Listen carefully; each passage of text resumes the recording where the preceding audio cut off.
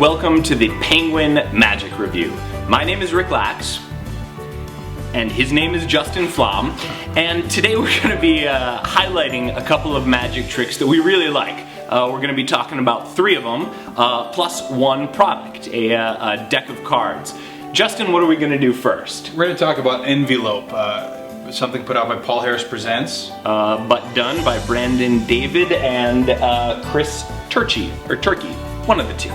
This is a deck of cards that changes instantly into an envelope that you've before put in your pocket, and you've said the card is going to jump to the envelope. Instead, the deck of cards changes to the envelope with the card inside. This is a good trick. I like the symmetry of the whole thing. You set it up, you say the card is going to jump into the envelope, which you put in your pocket. That's what they're expecting.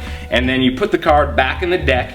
The deck, as you said, transforms into the envelope, and then you're already set up for the symmetrical part, which is the deck of cards is in your pocket. And it all goes together. I don't even know what all those things mean. A deck of cards... You know what symmetry means. It visually changes into an envelope. That's all I care about. On the DVD, they talk about... That was an interesting pronunciation of DVD. Australian. They talk about a couple different ways to do the change. The main way that they do the change, not as big of a fan of it. They have kind of an odd showing of the envelope at the end, but then they say about little 5-10 minutes into it, they say, and here's something else called the TV change, and all of a sudden you're like, that's the way to do the change. Now, what Ricky, when he took the trick home and worked on it, what he found, and we won't give away the secret to it, but he found that doing the move in 2 steps and separating those steps, you improve the move exponentially, because you don't need to do both pieces of the move right away. You can separate them, especially if you're not working surrounded. I performed this 2 days ago now for my girlfriend and really freaked her out with it. Yeah. And she's seen a lot of magic and she's honest. Yeah. But she does like a lot of stuff though. But this one in particular. Next up is Sugar Rush. Sugar Rush is a trick with candy. This is candy like you get at Halloween. Fun size candy. And lots of comedians talk about how is this fun size if it's small. What's fun about? And you've just added yourself to that list of absolutely hacks. This trick is featured in my Minnesota Vikings tailgate party video. That's right. And roll the clip. Do we have the clip? We don't have the clip. You want the candy bar? I candy. Oh, it's my favorite too. Which one do you want? You can have the crack one, Mr. Goodbar. I didn't watch, but it was just too. We go. Your choice, Mr. Goodbar. Oh, wow. That's good. Close your fist.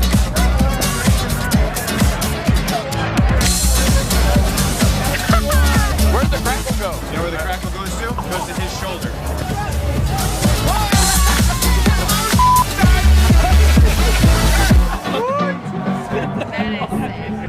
You can make it appear, you can do anything. It is similar to something that is used in coin magic.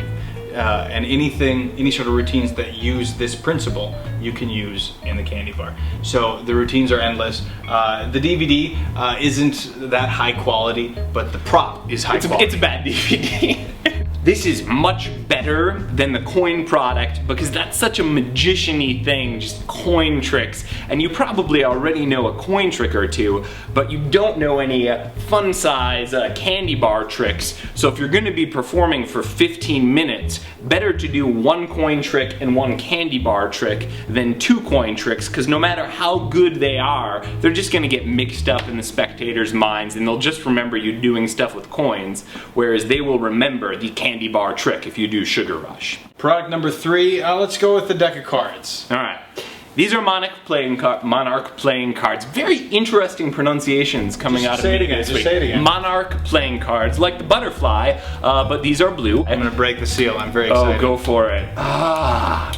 So these are put out by my old stomping ground, Theory 11. This was a notable deck of cards for me because before the Monarchs, I did not use a specialized deck, vanity decks. I would always use just regular bicycle playing cards, and that's because I was afraid if I mixed things up with an all-black deck of cards or anything funky, I would just convey, this is a magician-y deck, so it might also be a special deck, a trick deck, which people are familiar with. I like these Monarchs though, because these really look like something that you would find in your grandfather's cigar box. These do not at all look like a trick deck of cards. They look like an old-fashioned grandpa deck of cards. So I bought a brick of these. These are very good out of the box. Beautiful out of the box, as you can see. Here's the great thing about Monarchs. The box is the most beautiful thing. So when you bring these out, the box is really beautiful. Separate from the cards. The cards are fine, and they have a thin border, which is really nice. No, these don't have a thin border. No. They have a border just like regular. Good, because I hate thin border. These make great gifts. What I've done after gigs is I've sent these in a nice box with foil around it and this and that. People feel like, oh, these are luxurious playing cards. There's a reason that the producers of the movie Now You See Me chose these cards. And last up is a piece of mentalism by Many Lindenfeld. Tricky name, but a very easy direct magic trick. You're holding up a paper clip and it bends almost in half.